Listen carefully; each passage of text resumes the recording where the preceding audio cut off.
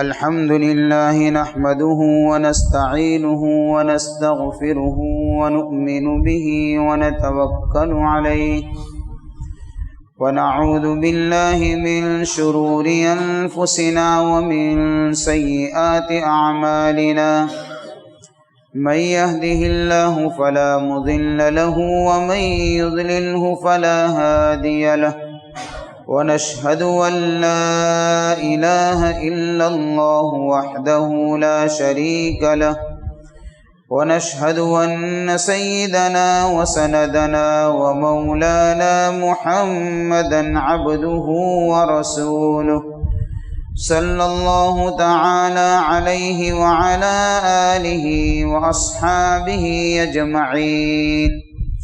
أما بعد فأعوذ بالله من الشيطان الرجيم. بسم الله الرحمن الرحيم. وكذلك جعلناكم أمة وسطا لتكونوا شهداء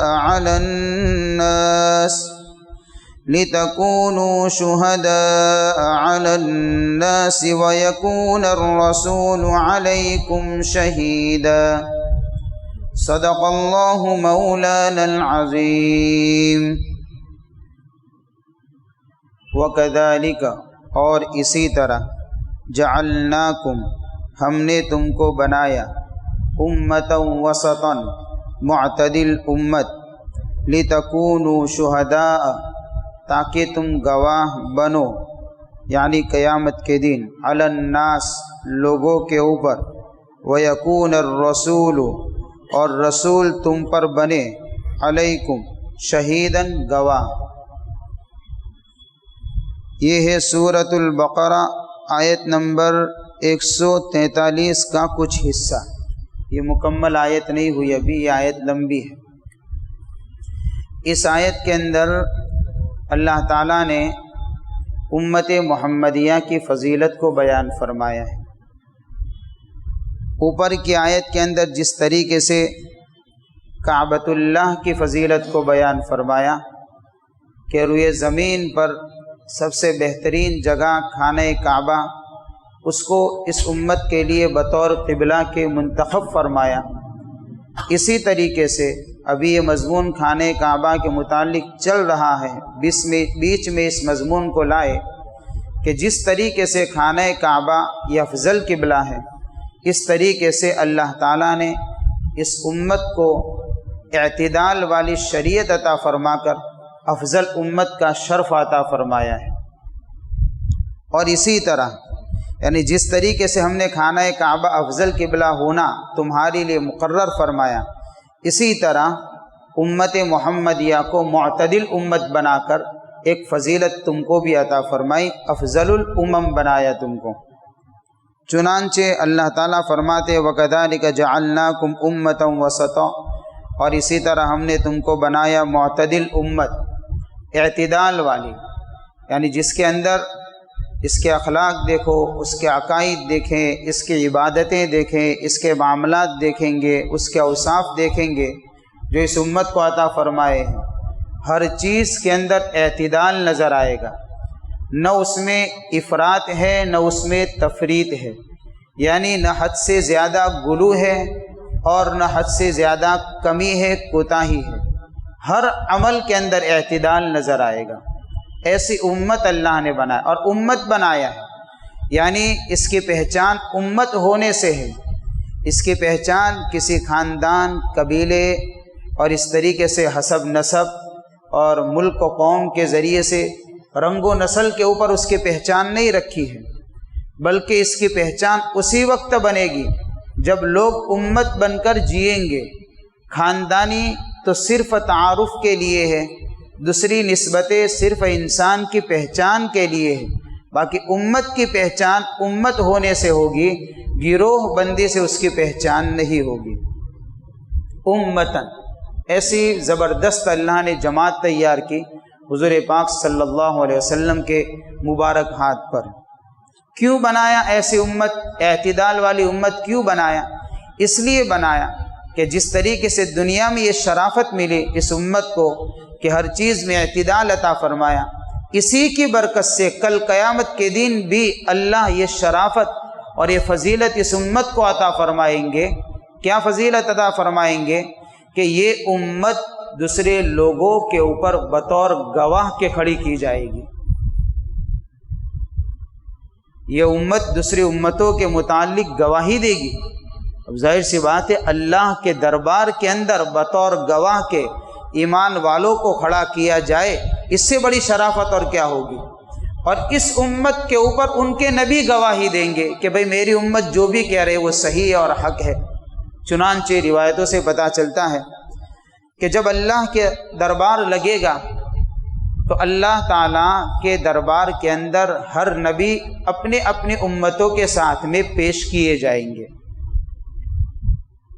اللہ تعالیٰ ہر نبی سے پوچھیں گے کہ میں نے تم کو جو احکام دیے، میں نے تم کو تمہارے زمانے کے اعتبار سے جو شریعت دی تھی، کیا تم نے اس شریعت کو اور میرے ان احکامات کو اپنی امت تک پہنچا دیے؟ یعنی تم نے اس کی تبلیغ کر دی تھی؟ کیا تم نے اپنی امتوں کو ایمان کے اچھے نتائج سے واقف کیا تھا؟ کیا تم نے اپنی امت کو کفر کے برے انجام سے ڈرایا تھا؟ تو سارے کے سارے انبیاء کرام علیہ السلام عرض کریں گے کہ ہاں یا رب العالمین، ہم نے آپ کی طرف سے سونپی گئی امانت اپنی اپنی امتوں تک پہنچا دی۔ ان نبیوں کی امتیوں سے پوچھا جائے گا، پھر اللہ تعالیٰ پوچھیں گے کہ کیا ہمارے نبی نے تم تک یہ ساری باتیں پہنچائی؟ تو ساری کی ساری جو امتیں ہوگی، ہر نبی کی یعنی جو امت ہوگی، سارے لوگ انکاری بن جائیں گے۔ اب وہ لوگ کہیں گے کہ ہمارے پاس نہ کوئی ڈرانے والا آیا، نہ کسی نے ہم کو ایمان کے اچھا نتائج سے واقف کیا، ایمان کی حقیقت کسی نے نہیں سمجھائی ہم کو، اور نہ ہم کو کفر کے برے انجام سے ڈرایا۔ اے اللہ، ہمارے پاس تو کوئی آیا ہی نہیں ہے۔ اب ظاہر سی بات ہے، ہر نبی کو ان کے امتی اللہ کے دربار کے اندر جھٹلا دیں گے، یعنی دنیا میں تو جھٹلایا ہی جھٹلایا، اللہ کی عدالت میں بھی وہ امتی انکار کر دے گی۔ اب ایک مستقل مقدمہ بنے گا یہ۔ تو چنانچہ اللہ تعالیٰ ان نبیوں سے کہیں گے کہ کیا تم نے جو بات کہی ہے، کیونکہ آپ کی امتیں تو الگ بات کہہ رہی ہے، تو انکار کر رہے ہیں، اور آپ نے کہہ دیا کہ ہم نے تبلیغ کا حق ادا کر دیا، اور یقینی طور پر ہر نبی نے اپنی امت تک تبلیغ کر دی ہے، لیکن عدالت اور مقدمے کو اس طریقے سے چلایا جائے گا کہ اللہ تعالیٰ ان نبیوں سے پوچھیں گے کیا تمہارے پاس اس بات کے اوپر کوئی گواہ ہے کہ بھئی تم نے اپنے یعنی کہ میری طرف سے سونپی گئی امانت اپنی اپنی امتوں تک پہنچا دی ہے، کیا اس کا کوئی گواہ ہے؟ تو وہ اگلے انبیاء کرام علیہ السلام جو بھی ہوں گے وہ سب کہیں گے کہ ہاں یا اللہ، ہمارے پاس گواہ موجود ہے۔ کہ کون گواہ ہے؟ کہ امت محمدیہ، جناب رسول کریم صلی اللہ علیہ وسلم کی جو آخری نبی ہے، ان کی آخری امت ہماری اس بات کی گواہی دے گی کہ ہم جو کہہ رہے وہ سچ ہے، وہ حق ہے، ہم نے تبلیغ مکمل طور پر کر دی ہے۔ چنانچہ امت محمدیہ کو پیش کیا جائے گا اللہ کی عدالت میں، اور اس کو پوچھا جائے گا یعنی اس امت محمدیہ سے کہ کیا تم ان نبیوں کی تبلیغ کی بات کی سچائی یعنی کہ تم اس بات کی گواہی دیتے ہو؟ تو یہ امت کہے گی کہ ہاں یا رب العالمین، انبیاء کرام علیہ السلام نے جو بات کہی ہے کہ انہوں نے تبلیغ کر دی ہے، یقینی طور پر یہ بات صحیح ہے اور سچ ہے، ان نبیوں نے اپنی امتوں تک آپ کے احکام اور آپ کے پیغام کو پہنچایا ہے، ہم گواہی دیتے اس بات کی، یہ امت گواہی دے گی۔ تو اگلے نبیوں کی جو امتی ہوں گے وہ پھر اس کے اوپر تنقید کریں گے کہ بھئی اس امت کو کیسے پتہ چلا، یہ تو ہمارے زمانے میں نہیں تھے یہ لوگ، اس لیے کہ گواہی تو وہی دے گا کہ جس نے کچھ دیکھا ہو، معاملہ حقیقت سمجھا ہو۔ اب یہ تو امت ہمارے زمانے میں نہیں تھی، اب کیا پتہ یہ امت جو گواہی دے رہے اس کی گواہی معتبر ہے کہ نہیں ہے۔ تو اللہ تعالیٰ اس امت محمدیہ سے پوچھیں گے کہ تم نے جو بات کہی کہ ان نبیوں نے اپنی اپنی امتوں تک اللہ کے پیغام کو پہنچا دیا ہے، یہ بات تم کو کیسے پتہ چلا، اس کا علم کیسے ہوا؟ تو یہ امت محمدیہ کہے گی اللہ ہم نے آپ کے کلام کے اندر پڑھا، آپ سچے، آپ کا کلام سچا، جس نبی کے اوپر تیرے کلام کو اتارا گیا وہ نبی سچے، اس نبی کے ذریعے سے اور آپ کے کلام کے ذریعے سے ہمیں اس حقیقت کا علم ہوا ہے کہ اگلے نبیوں نے اپنی اپنی امتوں تک تیرے پیغام کو اور تیرے احکام کو پہنچایا ہے۔ تو اللہ تعالیٰ اس امت سے پوچھیں گے، یعنی امت محمدیہ سے، کہ کیا تمہاری اس بات پر کوئی گواہ ہے؟ کہ ہاں، کہ ہمارے اس بات پر گواہ ہے جناب رسول کریم صلی اللہ علیہ وسلم۔ چنانچہ حضور پاک صلی اللہ علیہ وسلم کو لایا جائے گا اللہ کی عدالت میں، اور اللہ کے نبی اس امت کے حق میں گواہی دیں گے کہ اللہ میری امت جو کہہ رہی ہے وہ صحیح ہے، وہ عادل ہے، اس کی گواہی معتبر ہے۔ اس طریقے سے اس امت کی گواہی کے اوپر اعتبار کر کے مجرموں کے خلاف سزا کا فیصلہ اللہ کے دربار کے اندر سنایا جائے۔ یہ وہ فضیلت ہے جو اللہ نے اس امت کو عطا فرمائی ہے۔ اس لیے یہ برکت ہے۔ کس کی برکت ہے؟ کہ امت کے اندر اعتدال کی برکت ہے، عدل کی برکت ہے۔ جس کے اندر عدالت نہ ہو وہ گواہی کے لائق نہیں ہوا کرتا۔ اس لیے پہلے یہ بات کہ وَكَذَلِكَ جَعَلْنَاكُمْ أُمَّةً وَسَطًا، ہم نے تم کو معتدل امت بنایا، اس صفت کے ساتھ نے تم کو متصف کیا اور تم کو ان صفات سے نوازا، تاکہ کل قیامت کے دن جب تمہاری گواہی لینے کی باری آئے تو اس صفت کی وجہ سے تمہاری گواہی کے اوپر اعتبار کیا جائے۔ عدالت شہادت کے یعنی شہادت اسی وقت مانی جاتی ہے جب کہ اندر عدالت ہو، سچائی ہو، امانت داری ہو، ہے نا، یہ ساری چیزیں ہوں۔ اگر کسی کے اندر یہ عدالت نہیں ہے تو اس کی گواہی کا اعتبار نہیں ہوتا ہے، لوگ اس کی گواہی کو نہیں مانیں گے، کیونکہ ممکن ہے کہ وہ فریق مخالف کے اوپر یعنی گواہی تو اس کے خلاف دینی تھی لیکن کچھ دباؤ میں آ جائے یا کوئی مسئلہ ایسا ہو جائے یا کوئی رشوت لے لے تو وہ اس کے حق میں گواہی دے دے جس کے خلاف گواہی دینی تھی۔ یہ جو مخالفت کی گواہیاں جو چل پڑتی ہیں اسی لیے کہ عدالت نہیں، ایسی گواہیوں کا اعتبار، اس لیے اللہ نے اس امت کو امت وسط بنایا اور متوسط اور اعتدال والی امت بنایا۔ اب ذرا دیکھیے امتاً وسطاً کے اندر کیسے اعتدال پایا جاتا ہے۔ اس امت کے اندر اس کے عقائد پر غور کریں گے تو اعتدال نظر آئے گا، اس کی عبادتوں پر غور کریں گے اعتدال نظر آئے گا، اس کے اخلاق اور اعمال پر غور کریں گے اعتدال نظر آئے گا۔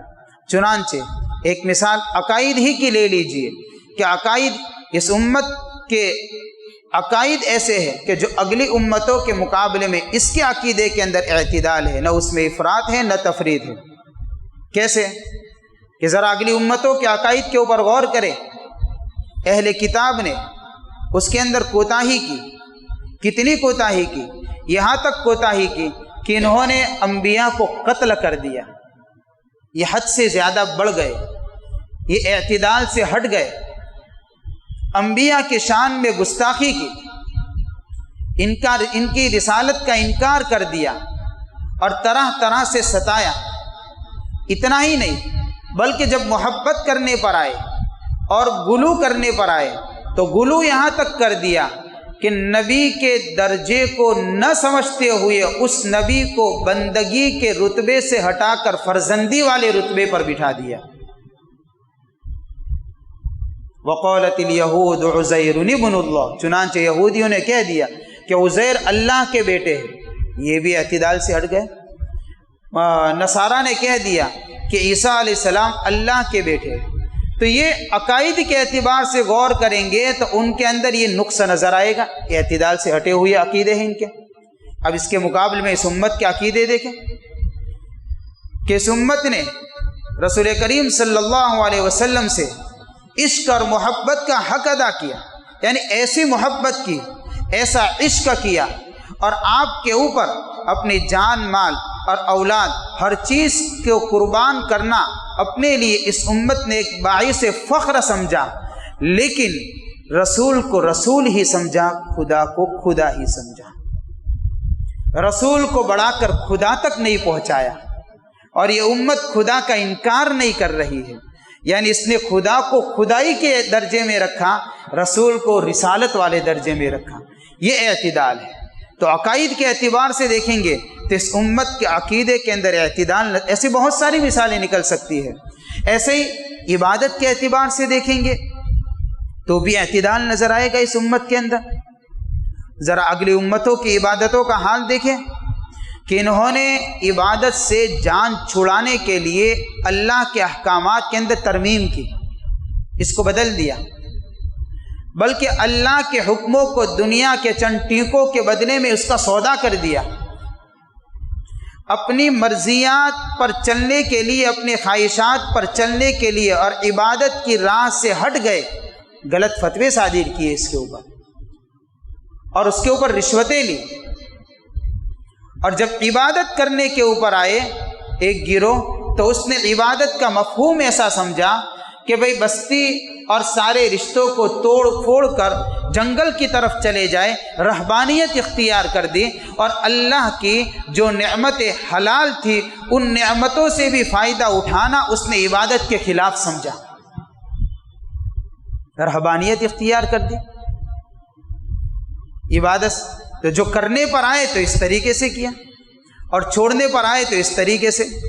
ابھی یہ غلو ہو گیا، یعنی اعتدال سے ہٹ گیا معاملہ۔ ذرا امت محمدیہ کے اوپر نظر کریں گے، اس کی عبادت کے اندر حد سے زیادہ غفلت، یہ بھی اچھا نہیں سمجھا گیا، اور عبادت کے اندر اتنا لگ جانا کہ حقوق العباد میں کوتاہی ہو جائے، یہ بھی اچھا نہیں سمجھا گیا۔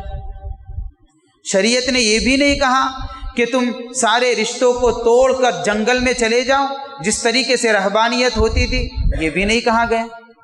اور اچھا یہ بھی نہیں کہا گیا کہ بھئی اس طریقے سے یعنی کہ بالکل عبادت سے غافل ہی ہو جاؤ، بلکہ عبادت کا راستہ ایسا بتایا گیا کہ اسی عبادت والے راستے پر چل کر اللہ نے اسی امت کو قیصر و کسریٰ کے تخت و تاج کا مالک بنا کر اس بات کو اور اس نمونے کو اللہ نے پوری انسانیت کے سامنے رکھا کہ دین اور دنیا میں بیر نہیں ہے۔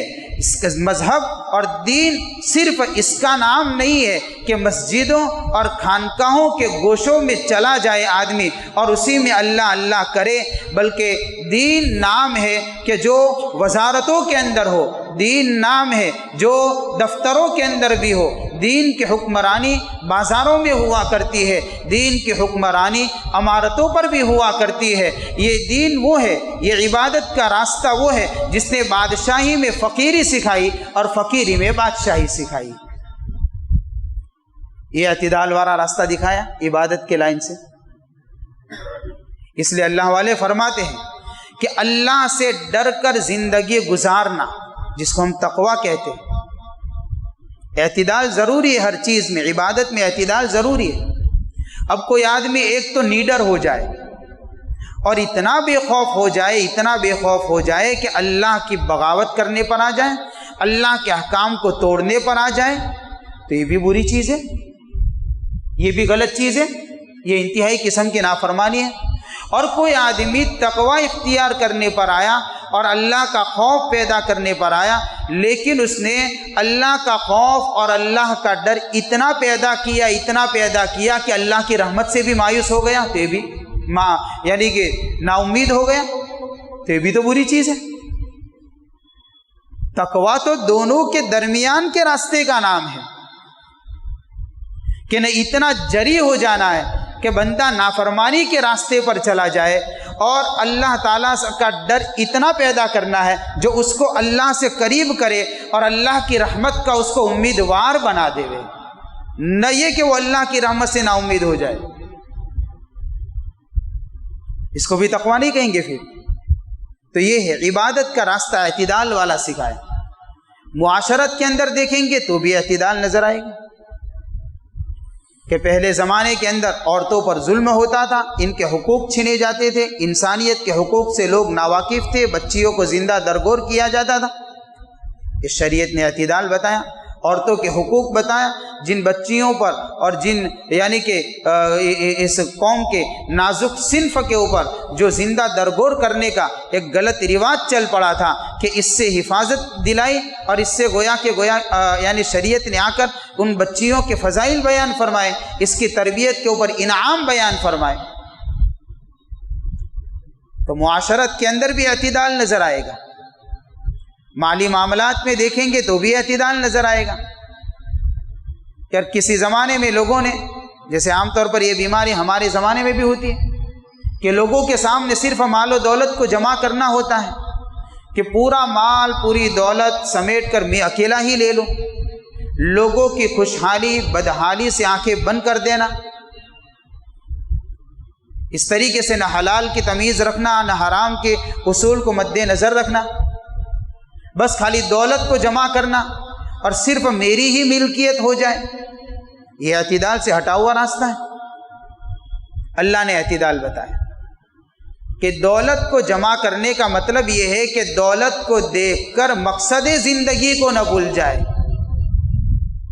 اور اللہ نے دولت دینے کے بعد دولت کے تقسیم کے اصول بتائے۔ دولت جمع کرنے کا مطلب یہ نہیں کہ ساری ملکیت میری ہی ہو گئی، لوگ خوشحال ہے کہ بدحال ہے، کس حال میں ہے، کوئی کسی کی طرف دیکھے ہی نہیں، میری ملکیت ہے میں جانوں، میرا مال جانے، میری دولت نہیں، یہ نہیں سکھایا۔ اللہ نے دولت دے کر بتایا کہ مقصد زندگی کو نہیں بھولنا ہے، اور ساتھ میں یہ بھی بتایا کہ اس کے اصول کیا ہیں، تقسیم کے اصول کیا ہیں، لینے کے اصول کیا ہیں۔ یاد اگر کوئی موقع کے اوپر خرچ نہ کرے تو شریعت نے اس کو بخل کہا، اور موقع سے بے موقع خرچ کر دے، جہاں خرچ کرنے کی ضرورت نہیں ہے وہاں خرچ کر دے تو شریعت نے اس کو فضول خرچی کہا، اور جو دونوں کے بیچ میں چلے شریعت نے اس کو سخاوت کہہ دیا۔ تو امت وسط، معتدل امت، کوئی بھی حکم کو ہم لے لیں گے ہمیں اس کے احکام کے اندر یہ نمونہ ہمیشہ نظر آئے گا۔ تو یہ بہت بڑی فضیلت ہے جو اللہ نے اس امت محمدیہ کو عطا فرمائی ہے کہ اللہ نے اس امت کو اعتدال والا امت بنایا، اس کے عقائد میں اعتدال، اس کے اخلاق میں اعتدال، اس کی عبادت میں اعتدال، اس کے اوصاف کے اندر اعتدال، اس کے اعمال میں اعتدال، اس کے معاملات کے اندر اعتدال نظر آئے گا۔ اور یہ اعتدال اس لیے اللہ نے عطا فرمایا تاکہ اس کی برکت سے کل قیامت کے دن یہ امت دوسری امتوں کے خلاف بطور گواہ کے پیش کی جائے اور اس کی گواہی کو قبول کیا جائے، اور اس امت کی گواہی کو مضبوط کرنے کے لیے رسول اللہ صلی اللہ علیہ وسلم آئیں گے، اور آپ علیہ الصلاۃ والسلام اس امت کی دی ہوئی گواہی کی سچائی کے اوپر سچائی کی مہر لگائیں گے۔ اللہ تعالی ہمیں اپنی حقیقت سمجھنے کی توفیق عطا فرمائے۔ وآخر دعوانا الحمد للہ رب العالمین۔